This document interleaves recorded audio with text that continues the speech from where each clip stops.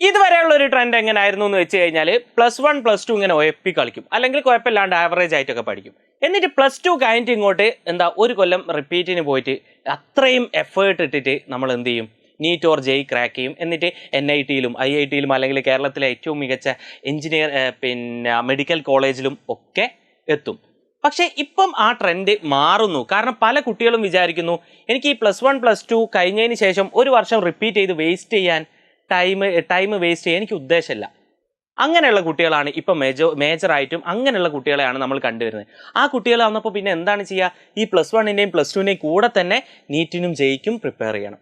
And +1-ൻ്റെയും +2-ൻ്റെയും കൂടെ NEET Jake prepare ചെയ്യുമ്പോൾ അതെന്താണ്, അതൊരു 99% കുട്ടികൾക്കും അത് ഒറ്റയ്ക്ക് വീട്ടിലിരുന്നു കൊണ്ട് ചെയ്യാൻ പറ്റില്ല. കാരണം +1 +2 തന്നെ അത്യാവശ്യം ലോഡ് ഉണ്ട്. അതിൻ്റെ കൂടെ ഇതും കൂടി പഠിക്കാമെന്ന് വെച്ച് കഴിഞ്ഞാൽ അവിടെ നിങ്ങൾക്ക് വ്യക്തമായിട്ടുള്ള ഒരു വേണം, സിസ്റ്റം വേണം. ആ ഒരു സിസ്റ്റത്തിൽ മുന്നോട്ട് പോയാൽ മാത്രമേ നിങ്ങൾക്ക് +1 +2-ൻ്റെ കൂടെ നീറ്റോ ജെയോ ക്രാക്ക് ചെയ്യാൻ പറ്റൂ. ഉറപ്പായിട്ടും 1% കുട്ടികൾക്ക് ഇതില്ലാണ്ട് സ്വന്തമായിട്ടും ക്രാക്ക് ചെയ്യാൻ പറ്റൂ കേട്ടോ, ഉറപ്പാണ്. ഞാൻ സംസാരിക്കുന്നത് 99% കുട്ടികളോടാണ്.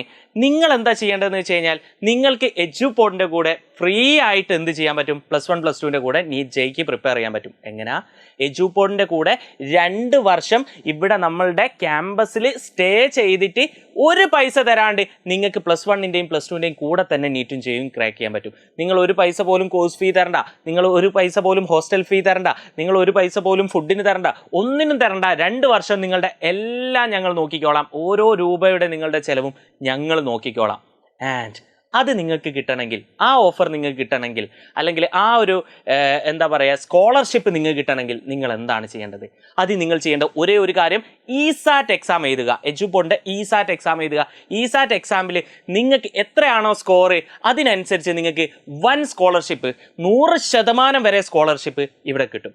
സോ നിങ്ങളിത് ഉണരേണ്ട ടൈം തന്നെയാണെന്ന് ഞാൻ പറയും. +1 +2 കഴിഞ്ഞ് എന്തോ ഇങ്ങനെ +1 +2-ൽ കളിച്ചിട്ട് ആൻഡ് അത് കഴിഞ്ഞിട്ട് ഒരു കൊല്ലം വേസ്റ്റ് ചെയ്ത് അതിനെക്കാട്ടി നല്ലത് നമ്മൾ ഇതിൻ്റെ കൂടെ തന്നെ ഇതങ്ങ് പ്രിപ്പയർ ചെയ്യുന്നതാണ്.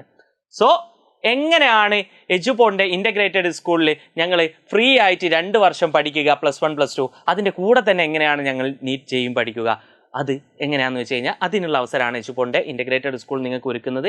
ആൻഡ് ഇവിടെ 100% ഫ്രീ ആയിട്ട് നിങ്ങൾക്ക് പഠിക്കാനുള്ള സ്കോളർഷിപ്പിനെയാണ് സ്കോളർഷിപ്പ് എക്സാമിനെയാണ് നമ്മൾ ESAT എക്സാം എന്ന് വിളിക്കുന്നത്. ആൻഡ് ഈ ESAT എക്സാം നടക്കാൻ പോകുന്നത് വരുന്ന ഏതാണ് ഡേറ്റ് ഞാൻ പറയാം. യെസ്, ഇവിടെ ഉണ്ട്, നവംബർ 9-ാം തീയതിയാണ് നമുക്ക് ESAT എക്സാം ഉള്ളത്. ആൻഡ് ESAT എക്സാമിന് വേണ്ടി എന്താണ് നിങ്ങൾ പ്രിപ്പയർ ചെയ്യേണ്ടതെന്ന് വെച്ച് കഴിഞ്ഞാൽ, ഓക്കെ, ഇത് നമ്മൾ ഓൾറെഡി പറഞ്ഞു കഴിഞ്ഞു. ESAT എക്സാമിന് വേണ്ടി എന്താണ് നമ്മൾ പ്രിപ്പയർ ചെയ്യേണ്ടതെന്ന് വെച്ച് കഴിഞ്ഞാൽ എല്ലാ കെമിസ്ട്രി, ഫിസിക്സ്, ബയോളജി, മാത്സ് ഇതിൽ നിന്ന് എന്തൊക്കെയാണ് പഠിക്കേണ്ടതെന്ന് വെച്ച് കഴിഞ്ഞാൽ നിങ്ങൾ ജസ്റ്റ് കാണാൻ പറ്റും. ഇത് മലയാളം മീഡിയത്തിൻ്റെ ആണ് ആൻഡ് ഇത് ഇംഗ്ലീഷ് മീഡിയത്തിൻ്റെ ആണ്. രണ്ടും കണക്കാണ്. അവിടെ മലയാളത്തിൽ എഴുതി, ഇവിടെ ഇംഗ്ലീഷിൽ എഴുതിയെന്നുള്ളൂ.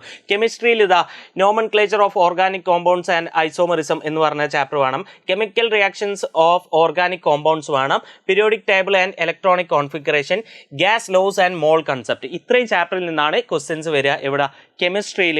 ഫിസിക്സിനെ സംബന്ധിച്ചിടത്തോളം sound waves, lenses, vision and the world of colours, magnetic effect of electricity ഇതും ഉണ്ടാവും. ആൻഡ് ബയോളജിയിലേക്ക് വരുമ്പോൾ genetics of life, parts of evolution, behind sensation, chemoreception in organism, അതെനിക്ക് വായിക്കാൻ കിട്ടുന്നില്ല കറക്റ്റ്, അതും ഉണ്ടാവും. മാത്സിൽ arithmetic sequence, circles and angles, arithmetic sequences and algebra, mathematics of chance, second degree equations, trigonometry, coordinates, tangents, ഇത്രയും ഭാഗത്തു നിന്ന് ചോദ്യങ്ങൾ ഉണ്ടാവും. ഇതാണ് മെയിൻലി സബ്ജക്റ്റിൽ നിന്നുണ്ടാകുക. അതല്ലാണ്ട് നിങ്ങൾക്ക് എന്താണ് ജനറൽ ആയിട്ടുള്ള ക്വസ്റ്റ്യൻസ്, ജിയോമെട്രി, ഡാറ്റ ഇൻ്റർപ്രിറ്റേഷൻ, അതുപോലെ coding, decoding, puzzle, direction, relations എന്നൊക്കെ പറഞ്ഞ്, അതായത് സാധാരണ നമുക്ക് ഒരു കോമ്പറ്റേറ്റീവ് എക്സാമിനൊക്കെ ഉണ്ടാകുന്ന ചെറിയ നിങ്ങൾക്ക് ജസ്റ്റ് ലോജിക്കലി നിങ്ങൾക്ക് ആലോചിച്ചാൽ ആൻസർ ചെയ്യാൻ പറ്റുന്ന ചില കാര്യങ്ങൾ, ചില പസിൽസ് കാര്യങ്ങളൊക്കെയാണ് ഉണ്ടാകുക. അത് നിങ്ങൾ പ്രത്യേകം എന്ത് ചെയ്യേണ്ട, അങ്ങനെ പ്രിപ്പയർ ചെയ്യേണ്ട കാര്യമൊന്നും ഇല്ല. സോ ഇതാണ് കേരള സ്റ്റേറ്റ് പഠിക്കുന്ന കുട്ടികളുടെ സിലബസ് എന്ന് പറഞ്ഞു കഴിഞ്ഞാൽ. അതുപോലെ തന്നെ എന്താണ് CBSE-കാർക്ക് ഏതാണ് സിലബസ് ഉണ്ടാകുന്ന വെച്ചാൽ, കെമിസ്ട്രിയിൽ നിന്നും കെമിക്കൽ റിയാക്ഷൻസ് ആൻഡ് ഇക്വേഷൻസ്, അതുപോലെ ആസിഡ്സ്, ബേസസ് ആൻഡ് സോൾട്ട്സ് ഉണ്ടാവും. മെറ്റൽസ് ആൻഡ് നോട്ട് മെറ്റൽസ് ഉണ്ടാവും, കാർബൺ ആൻഡ് ഇറ്റ്സ് കോമ്പൗണ്ട്സ് ഉണ്ടാവും കെമിസ്ട്രിയിൽ നിന്നും. ഫിസിക്സിൽ നിന്നും ലൈറ്റ് റിഫ്ലക്ഷൻ ആൻഡ് റിഫ്രാക്ഷൻ ഉണ്ടാവും, the human eye and the colourful world ഉണ്ടാവും, ഇലക്ട്രിസിറ്റി ഉണ്ടാവും, അതുപോലെ magnetic effects of electric current. ഇത്രയും ചാപ്റ്റേഴ്സ് നിങ്ങൾ ഫിസിക്സിൽ നിന്ന് പഠിക്കണം. ബയോളജിയിലാണെങ്കിൽ life process, control and coordination, how do organisms reproduce and എന്താ ഹെറിഡിറ്റി അവർ എൻവിറോൺമെൻറ്റ്. ഇത്രയും ചാപ്റ്റർ നിങ്ങൾ ബയോളജിയിൽ നിന്ന് പഠിക്കണം. മാത്സിൽ real numbers, polynomials, pairs of linear equations in 2 variable, quadratic equations, arithmetic progressions, triangles, coordinate geometry, introduction to trigonometry, some applications of trigonometry, circles. ഇത്രയും ചാപ്റ്ററിൽ നിന്ന് നിങ്ങൾക്ക് ഈ സാറ്റ് എക്സാമിന് മാത്സിൽ ചോദ്യങ്ങൾ ചോദിക്കും. ബയോളജിയിൽ ഇത്രയും ചാപ്റ്റർ, ഫിസിക്സിൽ ഇത്രയും ചാപ്റ്റർ, കെമിസ്ട്രിയിൽ ഇത്രയും ചാപ്റ്റർ, നേരത്തെ പറഞ്ഞ പോലെ തന്നെ എന്താണ് കോഡിങ്ങും ഡീകോഡിങ്ങും പസിൽസും അതുപോലെ ഡയറക്ഷനും ഒക്കെ ആയി ബന്ധപ്പെട്ട ചെറിയ ചെറിയ ചോദ്യങ്ങൾ അവിടെയും ഉണ്ടാവും എന്നുള്ളതാണ്. ആൻഡ് നിങ്ങൾ വിചാരിക്കും, ഓ സാറേ ഇതിപ്പോൾ ഞാനിപ്പോൾ കാസർഗോഡാണല്ലോ ഉള്ളത്, ഞാനിപ്പോൾ കോഴിക്കോട് പോയി എഴുതാന്ന് പറഞ്ഞാൽ നോ, അങ്ങനെയല്ല. നിങ്ങൾക്ക് എല്ലായിടത്തും സെൻറ്ററുകളുണ്ട്. കേരളത്തിൽ ഉടനീളം സെൻറ്ററുകൾ, അതായത് നിങ്ങളുടെ വീട്ടിൻ്റെ അടുത്ത് നിന്ന് ഒരു 10, 15, 20, 25 മിനിറ്റ് അടുത്ത് വരെ ഉറപ്പായിട്ടും എന്തുണ്ടാവും, സെൻറ്റർ ഉണ്ടാവും. കേരളത്തിൽ ഉടനീളം ഓരോ ജില്ലകളിലും ഇഷ്ടം പോലെ സെൻറ്റേഴ്സ് ആണുള്ളത്. നിങ്ങൾ ജസ്റ്റ് ഒരു 25 മിനിറ്റ് നിങ്ങളെ വീട്ടിൽ നിന്ന് ഇറങ്ങിപ്പോയാൽ എത്താവുന്ന ദൂരത്ത് സെൻറ്റർ ഉണ്ടാവും. സോ ഒരിക്കലും ഈ ഒരു അവസരം മിസ് ചെയ്യരുത്. ഇപ്പം തന്നെ നിങ്ങൾ രജിസ്റ്റർ ചെയ്യണം. 9-ാം തീയതിയാണ് നമ്മളുടെ എക്സാം വരുന്നത്. ആൻഡ് ലിമിറ്റഡ് സീറ്റ്സ് മാത്രമേ ഉള്ളൂ. ഇന്ന് തന്നെ ബുക്ക് ചെയ്താൽ നിങ്ങൾക്ക് ആ അവസരം നഷ്ടപ്പെടില്ല. ഓൾറെഡി കഴിഞ്ഞ തവണ ഈ സാറ്റ് എഴുതിയവരുണ്ടാവും ഒരു മാസം മുന്നേ. അവർക്ക് എന്ത് ചെയ്യാം, ഇതിൽ വേണമെങ്കിൽ ഒന്നുകൂടി എഴുതാം. അപ്പോൾ അതിനെക്കാട്ടിലും ഇതിൽ ഏതിലാണോ ബെറ്റർ സ്കോർ ആ സ്കോറാണ് നമ്മൾ പരിഗണിക്കുക കേട്ടോ. സോ നിങ്ങൾ എന്ത് ചെയ്തു, ഒരിക്കലും ഈ ഒരു അവസരം മിസ് ചെയ്യരുത്. ലിമിറ്റഡ് സീറ്റ്സ് മാത്രമേ ഉള്ളൂ. പ്രത്യേകിച്ച് എഴുതിയ കുട്ടികൾ തന്നെ വീണ്ടും എഴുതും.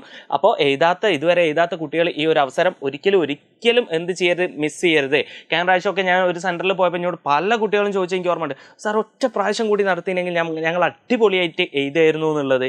ആൻഡ് അടിപൊളിയായിട്ട് എഴുതിക്കോളൂ. മുന്നേ എഴുതിയവർ ഒന്നും കൂടി അടിപൊളിയായിട്ട് ഇപ്പോൾ എഴുതിക്കോളൂ. അല്ലാത്തവരെന്താണ് അടിപൊളിയായിട്ട് ബെസ്റ്റായിട്ട് ഇപ്പം എഴുതുക. സോ ജസ്റ്റ് ഇപ്പം തന്നെ നിങ്ങൾ എന്ത് ചെയ്യണം, രജിസ്റ്റർ ചെയ്യണം. ഇനി ഒരു സെക്കൻഡ് പോലും ലേറ്റ് ആകരുത് കേട്ടോ. കാരണം നമുക്ക് എന്താണ് ഈ നമ്മളെ മുന്നേ പഠിച്ച പോലെ റിപ്പീറ്റ് ചെയ്ത് ഒരു കൊല്ലം വേസ്റ്റ് ചെയ്തിട്ട് എന്താണ് ലക്ഷ്യത്തിലേക്ക് എത്താനുള്ള ടൈം നമുക്കില്ല. നമുക്ക് ആ ഒരു കൊല്ലം സേവ് ചെയ്യണം. എത്ര നേരത്തെ സക്സസ്ഫുൾ ആവുന്നോ അത്രയും നല്ലതാണെന്നല്ലേ, അതാണ്. സോ ഇപ്പം തന്നെ നിങ്ങൾ എന്ത് ചെയ്യുക, രജിസ്റ്റർ ചെയ്യാം. Okay, see you, by.